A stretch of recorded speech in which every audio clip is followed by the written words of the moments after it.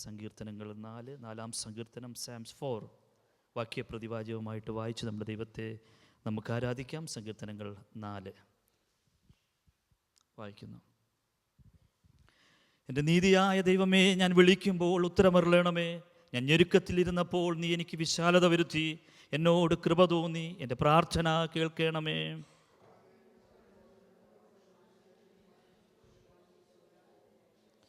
യഹോവ ഭക്തനെ തനിക്ക് വേർതിരിച്ചിരിക്കുന്നു എന്നറിവീൻ. ഞാൻ യഹോവയെ വിളിച്ചപേക്ഷിക്കുമ്പോൾ അവൻ കേൾക്കും.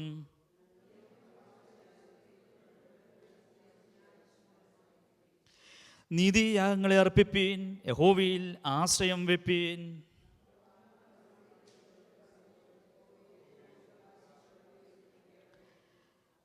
നമുക്ക് ചേർന്ന് വായിക്കാം അടുത്ത വാക്യങ്ങൾ.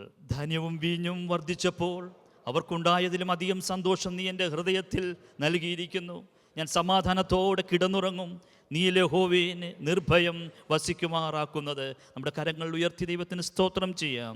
Hallelujah, hallelujah, hallelujah. ദൈവത്തിന് ഇരിക്കാം. ദൈവം നമ്മെ അനുഗ്രഹിക്കട്ടെ. അനുഗ്രഹിക്കപ്പെട്ട ഈ നല്ല പകൽ നമുക്ക് ഒരുമിച്ച് ദൈവത്തെ ആരാധിപ്പാൻ ദൈവം നമ്മുടെ ജീവിതത്തിൽ ഒരുക്കിയ ഈ നല്ല അവസരത്തെ ഓർത്ത് ദൈവത്തിന് സ്തോത്രം ചെയ്യുന്നു. ദൈവഭൃത്യന്മാർക്കും ദൈവസഭയ്ക്കും വേഗം വരുന്നവനായ യേശു ക്രിസ്തുവിൻ്റെ നാമത്തിലുള്ള സ്നേഹവും വന്ദനവും ഈ സമയത്ത് അറിയിക്കുന്നു. അനുഗ്രഹിക്കപ്പെട്ട ഗാന ശുശ്രൂഷ നമുക്ക് ദൈവം നൽകി തന്നു. നമ്മെ അനുഗ്രഹിക്കട്ടെ. നമുക്കൊരു നല്ല സങ്കീർത്തനം ദൈവം നൽകി തന്നു. ഈ സങ്കീർത്തനത്തിൽ നിന്നുള്ള ഒരു ചെറിയൊരു ഭാഗമാണ് ഞാൻ ദൈവസേനയിൽ ചിന്തിക്കുന്നത്. കഴിഞ്ഞ ചില മണിക്കൂറുകൾക്ക് മുമ്പ് ദൈവസേനയെ ധ്യാനിപ്പാൻ ദൈവം എനിക്ക് അവസരം നൽകി തന്നു. അതിൻ്റെ 4-ാം വാക്യമാണ് ദൈവസന്നിധിയിൽ വായിക്കുന്നത്. സങ്കീർത്തനങ്ങൾ 4:4. നടുങ്ങുവീൻ, പാപം ചെയ്യാതിരിപ്പീൻ. നിങ്ങളുടെ കിടക്കമേൽ ഹൃദയത്തിൽ ധ്യാനിച്ച് മൗനമായിരിപ്പീൻ. സ്തോത്രം. അതിൻ്റെ 7-ാമത്തെ വാക്യം കൂടെ നോക്കാം.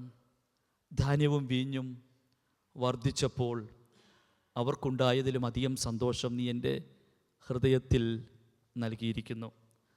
ദൈവത്തിന് സ്തോത്രം. നടുങ്ങുവീൻ, പാപം ചെയ്യാതിരിപ്പീൻ. നിങ്ങളുടെ കിടക്കമേൽ ഹൃദയത്തെ ധ്യാനിച്ച് മൗനമായിരിപ്പീൻ. ധാന്യവും വീഞ്ഞും വർദ്ധിച്ചപ്പോൾ അവർക്കുണ്ടായതിലും അധികം സന്തോഷം ഹൃദയത്തിൽ നൽകിയിരിക്കുന്നു. ഹൃദയത്തിലൊരു സന്തോഷം, മനസ്സിനൊരു ആനന്ദം. ആമേൻ. അത് ലഭിക്കണമെങ്കിൽ പരിശുദ്ധാത്മാവിൽ മാത്രമേ ലഭിക്കത്തുള്ളൂ. ഹൃദയത്തിനകത്തുനിന്ന് വചനങ്ങളെ എടുത്തു മാറ്റുവാൻ തക്കവണ്ണം ശത്രു സകലവിധ പദ്ധതിയും തയ്യാറാക്കി നമുക്ക് ചുറ്റും അലറുന്ന സിംഹം പോലെ ചുറ്റിത്തിരിഞ്ഞ് ആമീൻ തകർത്ത് കളവാൻ തക്കവണ്ണം ശ്രമിക്കുമ്പോൾ വചനം പറയുന്നു, ആമീൻ, ഉൾനട്ടതും ആമീൻ ഹൃദയത്തിനകത്തുള്ള നൽകിത്തന്ന വചനത്താൽ ഒരു വിജയവും വിടുതലുമാണ് ദൈവം നമുക്ക് നൽകി തരുന്നത്.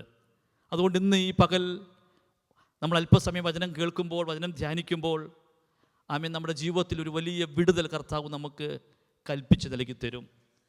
അതുകൊണ്ടാണ് ആദ്യ ഭാഗത്ത് ഇങ്ങനെ പറഞ്ഞത്, നടുങ്ങുവീൻ, പാപം ചെയ്യാതിരിപ്പീൻ. സ്തോത്രം. പാപം എവിടെ നിന്നാണ് ഉത്ഭവിച്ചത്? നമുക്കെല്ലാം അറിയാം. ആമേൻ. ഉയരത്തിൽ നിന്നാണ് പാപം ഉത്ഭവിച്ചത്.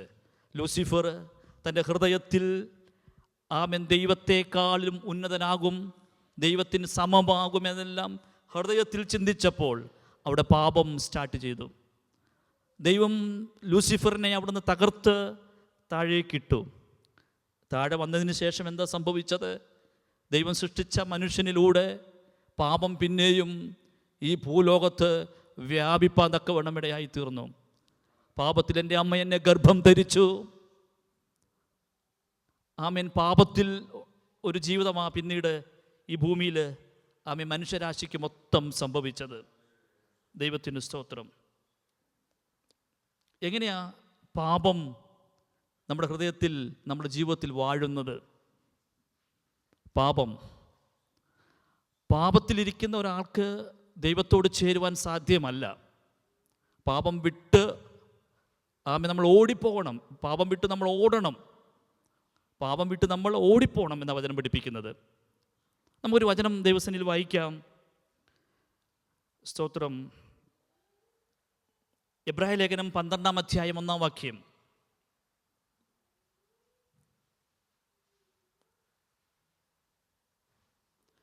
ആകയാൽ നാമും സാക്ഷികൾ ഇത്ര വലിയ സമൂഹം നമുക്ക് ചുറ്റും നിൽക്കുന്നത് കൊണ്ട് സകല ഭാരവും മുറുകെ പറ്റുന്ന പാപവും വിട്ട് നമ്മുടെ മുമ്പിൽ വെച്ചിരിക്കുന്ന ഓട്ടം സ്ഥിരതയോടെ ഓടുക. അവിടെ ഒരു പദം ശ്രദ്ധിക്കണം. മുറുകെ പറ്റുന്ന പാപം. മുറുകെ പറ്റുന്ന പാപം എന്താണ് അതിൻ്റെ അർത്ഥം? മുറുകെ പറ്റുന്ന പാപം. പാപം ഒരുപാട് പാപമുണ്ട് ഇല്ലേ? പാപം ഒറ്റ ഒരു പാപമേ ഉള്ളൂ, അതിൻ്റെ വകഭേദങ്ങളെല്ലാം. എന്നാൽ മുറുകെ പറ്റുന്ന പാപം, നമ്മുടെ സ്ക്രീനിൽ ഇപ്പോൾ ഒരു ഫോട്ടോ കാണിക്കും, ബയോ ഫോൾഡിങ്. ഞാൻ നേരത്തെ സഹോദരനോട് പറഞ്ഞു വെച്ചിട്ടുണ്ട് ഒരു ഫോട്ടോ കാണിക്കണമെന്ന്. ബയോ ഫോൾഡിങ്ങിനെ കുറിച്ചൊരു ഫോട്ടോ കാണിക്കും. നിങ്ങളൊന്ന് ശ്രദ്ധിക്കണം ആ ഫോട്ടോ. ഒരു വലിയ ഷിപ്പ്, കോടികൾ വിലയുള്ള ഒരു വലിയ ഷിപ്പ്, വിലമതിക്കാൻ കഴിയുന്നതിലപ്പുറമുള്ള വലിയൊരു ഷിപ്പ്. അതുണ്ടാക്കുമ്പോൾ ഈ ഒരു രീതിയിലാണോ ഉണ്ടാക്കുന്നത്? അല്ലല്ലോ. ഏറ്റവും മനോഹരമായ നിലയിലാണ് ആ ഷിപ്പ് ഉണ്ടാക്കുന്നത്. എന്നാൽ അത് വെള്ളത്തിലേക്ക് ഇറക്കി വിട്ട് ഒരാഴ്ച കഴിഞ്ഞ്, ഒരു മാസം കഴിഞ്ഞ്, ഒരു വർഷം കഴിഞ്ഞ്, ചിലപ്പോൾ 2-3 വർഷം കഴിഞ്ഞ് ആ ഷിപ്പിന് സംഭവിക്കുന്ന ഒരു ബയോ ഫോൾഡിംഗ് ആണ് ഈ കാണുന്നത് സ്ക്രീനിൽ. ഇതിനെയാണ് മുറുകെ പറ്റുന്ന പാപം എന്ന് പറയുന്നത്. ഇത് ക്ലിയർ ചെയ്യണമെങ്കിൽ എന്താ ചെയ്യേണ്ടത്? ഇതിനെ കരയ്ക്ക് കൊണ്ടുവരണം. ഇതിനെ കരയ്ക്ക് കൊണ്ടുവന്നെങ്കിൽ മാത്രമേ ഇത് ക്ലീൻ ചെയ്യാൻ പറ്റത്തുള്ളൂ. എങ്ങനെ ഇതിനെ കരയ്ക്ക് കൊണ്ടുവരും? വലിയ ഷിപ്പാണ്. അത് വെള്ളത്തിൽ ഇറക്കിയത് തന്നെ നിങ്ങൾ വീഡിയോ കണ്ടു കാണും. എത്രയോ ബലൂണുകൾ ഇങ്ങനെ അടുക്കി വെച്ച് ഇങ്ങനെ സ്ലോപ്പ് ചെയ്ത് വെള്ളത്തിലേക്ക് ഇറക്കി അതിനെ കരയിലേക്ക് വലിച്ചു കൊണ്ടുവരണമെങ്കിൽ അത്ര ഈസി അല്ല. പക്ഷേ ഈ സാധനം പോയെങ്കിൽ മാത്രമേ ഷിപ്പിന് ദൈർഘ്യം ലഭിക്കത്തുള്ളൂ. ദൈവത്തിന് സ്തോത്രം. മുറുകെ പറ്റുന്ന പാപത്തെ ഒന്ന് കാണിക്കാൻ വേണ്ടിയാണ് ഈ ഫോട്ടോ ഞാൻ സെലക്ട് ചെയ്തത്. ഇതുപോലെയാണ് നമ്മുടെ ജീവിതത്തിൽ ഒന്നിനു പുറകെ ഒന്നായി പാപം കൂടി കൂടി കൂടി അതിനെ കഴുകി വൃത്തിയാക്കുവാൻ കഴിയാത്ത നിലയിൽ നമ്മൾ വരുത്തി വെക്കുന്ന പാപമാണ്. നോക്കി, എത്ര മനോഹരമായി ഉണ്ടാക്കിയ ഷിപ്പായിരുന്നു. ആദ്യം ചെറിയ രീതിയിൽ അതിലേക്ക് അഴുക്കുകൾ പിടിച്ചു പറ്റും. അതിനുശേഷം വലിയ രീതിയിൽ ആ ഷിപ്പിൻ്റെ ഷേപ്പ് തന്നെ മാറുന്ന രീതിയിലാണ് ആമേൻ അത് ആയിരിക്കുന്നത്. ഒരു ക്രിസ്തീയ ജീവിതത്തിൽ ഇതിനെ എങ്ങനെ ക്ലീൻ ചെയ്യും? സ്തോത്രം, ദൈവത്തിന് സ്തോത്രം. നമ്മുടെ കർത്താവ് യേശു ക്രിസ്തു കാൽവറിയിൽ നമുക്ക് വേണ്ടി യാഗം അർപ്പിച്ചത് ഈ പാപിയായ നമ്മളെ ഇതിൽ നിന്നെല്ലാം മോചിപ്പിച്ച് ക്ലീൻ ചെയ്തെടുക്കാൻ വേണ്ടിയാണ്. സ്തോത്രം. കർത്താവ് ആ ദൗത്യം കൃത്യമായിട്ട് നമ്മുടെ മേൽ ചെയ്തു. അതിനുശേഷമോ ആമേൻ ഒരു വാക്ക് നമുക്ക് വചനത്തിൽ നിന്ന് വായിക്കാം, അത് മനസ്സിലാക്കാൻ പറ്റും. യോഹന്നാൻ്റെ സുവിശേഷം 8:11, ജോൺ 8:11. നമുക്കറിയാം ഒരു സ്ത്രീയെക്കുറിച്ച്. ആ സ്ത്രീയെ കല്ലെറിഞ്ഞ് കൊല്ലേണ്ടതിന് ഒരുപാട് പേർ കല്ല് കരങ്ങളിലെടുത്തു. അവിടെ യേശു നിന്നുകൊണ്ട് പറയുകയാണ്, ആമേൻ, നിങ്ങളിൽ പാപമില്ലാത്തവർ ആദ്യം അവളെ കല്ലെറിയണമെന്ന്. അവരെല്ലാവരും ഒന്നൊന്നായിട്ട് കല്ല് താഴെയിട്ടു. ആരും അവളെ കല്ലെറിഞ്ഞില്ല. അവസാനം ആ സ്ത്രീയെ അടുത്ത് വിളിച്ചിട്ട് കർത്താവ് പറയുകയാണ്, ഞാൻ നിനക്കൊരു ശിക്ഷയും വിധിക്കുന്നില്ല. അടുത്ത വാക്ക്, പോക, ഇനി പാപം ചെയ്യരുത്. നോക്കിയേ, കർത്താവ് എത്ര സ്നേഹത്തോടെ അടുത്ത് വിളിച്ചിട്ട്, പോക, ഇനിയും പാപം ചെയ്യരുത്. പ്രിയമുള്ളവരെ, ആ സ്ത്രീ ഏത് പാപത്തിൽ നിന്നാണ് അവളെ പിടിച്ചത്, ആ പാപം ചെയ്യരുത് എന്നാണ് യേശുവിടെ പറഞ്ഞത്. ഒരിക്കൽ നിങ്ങൾക്ക് ലഭിച്ച സ്വാതന്ത്ര്യം, പാപത്തിൽ നിന്ന് ലഭിച്ച സ്വാതന്ത്ര്യം. പ്രിയമുള്ളവരെ, പിശാച് അതേ പാപത്തെ വീണ്ടും മുമ്പിലിട്ട് നിങ്ങളോട് പോരാടും. നിങ്ങളതിൽ നിന്ന് വിടുതൽ പ്രാപിച്ചവരാണ്. ആമീൻ. ഏത് പാപമാണ് നിങ്ങൾ ഏറ്റവും അധികം വേട്ടയാടിയത്?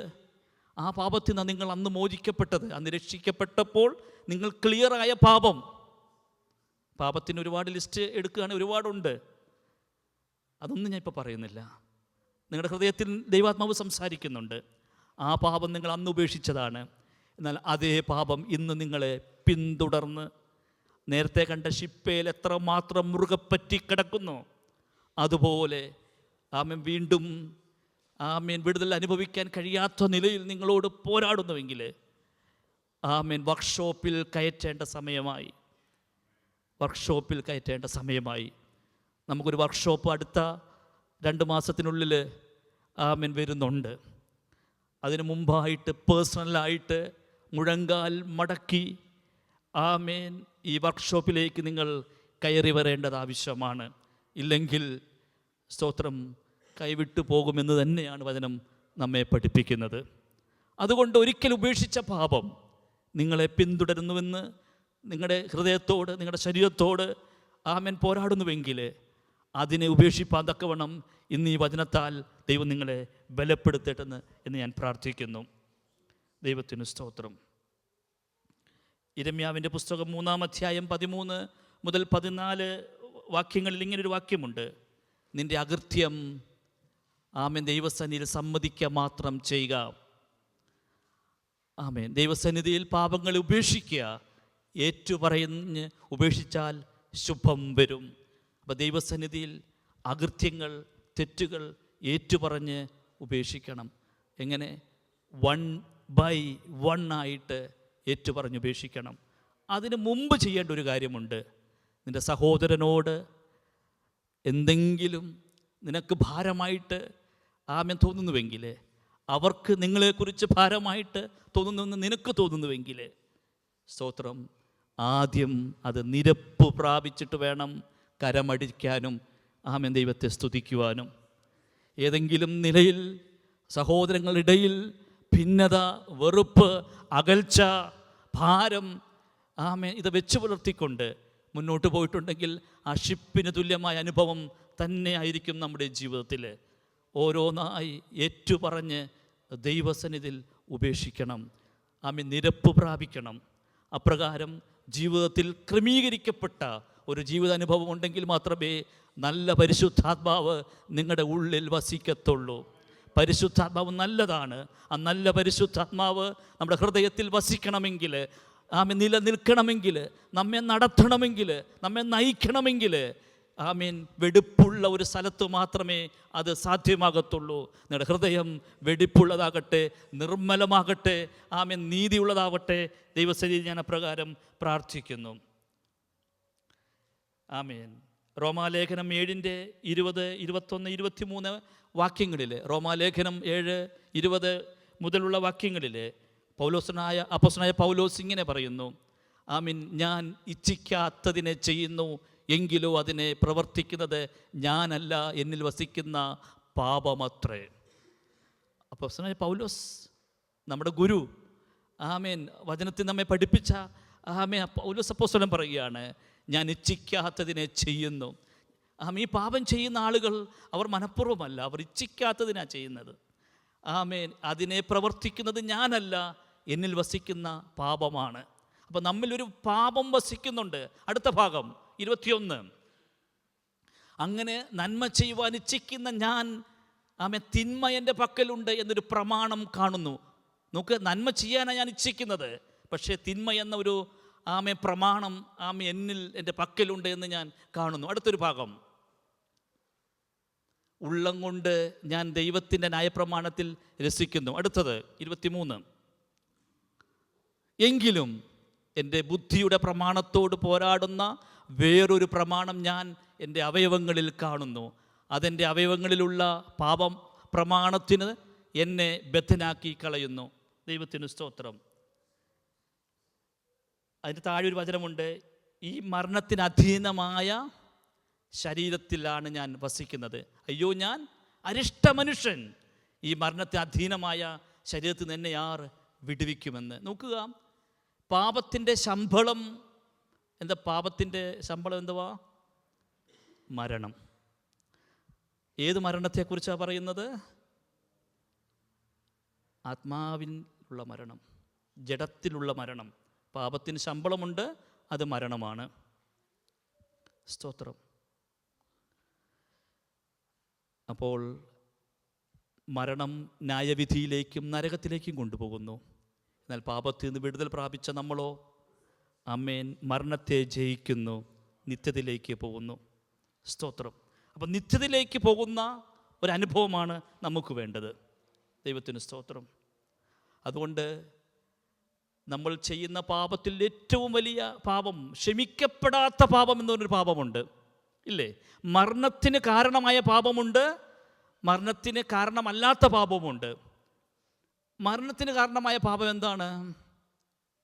പരിശുദ്ധാത്മാവിന് വിരോധമാകുമ്പോൾ, പരിശുദ്ധാത്മാവിന് വിരോധമായി ജീവിക്കുമ്പോൾ അത് മരണത്തിന് അധീനമാകുന്ന, കാരണമാകുന്ന പാപമാണ്. ആത്മീയ മരണത്തിന്, ആമേൻ, ജഡത്തിലുള്ള ആമേൻ മരണം വരെയും സംഭവിക്കുന്നുണ്ട്. അതുകൊണ്ട് അയോഗ്യമായി ആമേൻ ഭക്ഷിക്കുകയും പാനം ചെയ്യുകയും ചെയ്യുമ്പോൾ ഇത് നിമിത്തം പലരും ബലഹീനരും രോഗികളും മരണത്തിന് വരെ കാരണമാകുന്നത് വചനം നമ്മെ പഠിപ്പിക്കുന്നു. ദൈവത്തിന് സ്തോത്രം. ഇനിയും ഇതിൽ നിന്ന് ശുദ്ധി പ്രാപിക്കണമെങ്കിൽ നമുക്ക് എന്ത് ചെയ്യാൻ പറ്റും?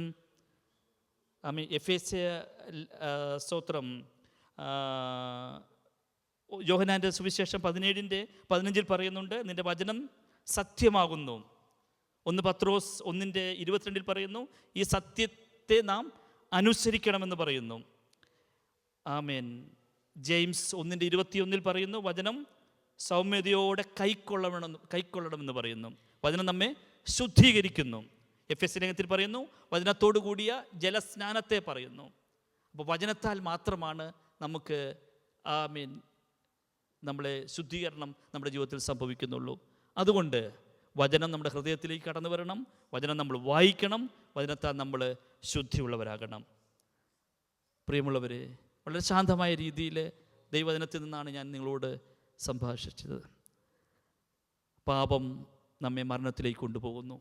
പാപം നമ്മുടെ നിത്യജീവനെ നഷ്ടപ്പെടുത്തുന്നു.